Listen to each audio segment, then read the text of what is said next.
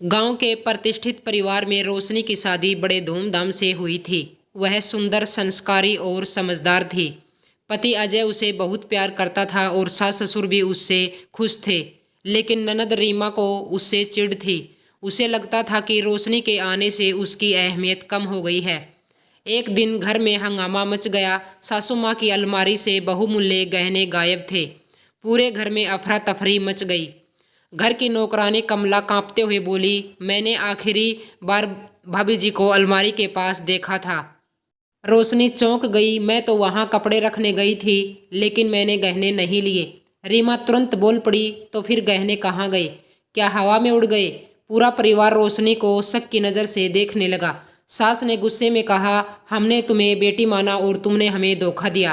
पति अजय के मन में भी संशय था, लेकिन उसने कुछ नहीं कहा।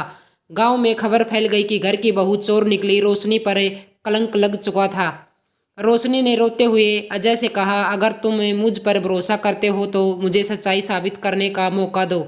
अजय ने 2 दिन का वक्त लिया और खुद से जांच शुरू की। पहले उसने नौकरानी कमला से पूछा, लेकिन वह टालती रही। फिर उसने रीमा के हाव भाव पर गौर किया।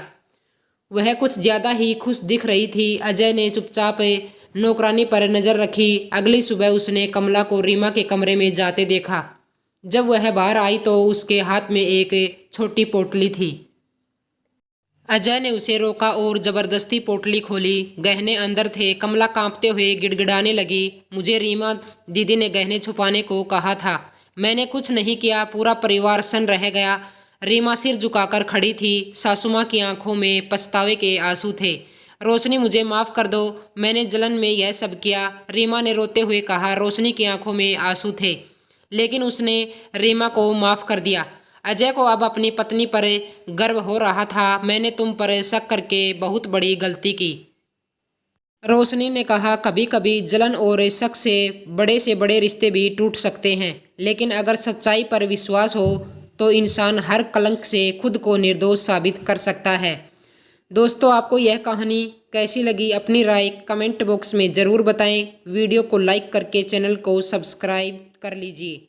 धन्यवाद।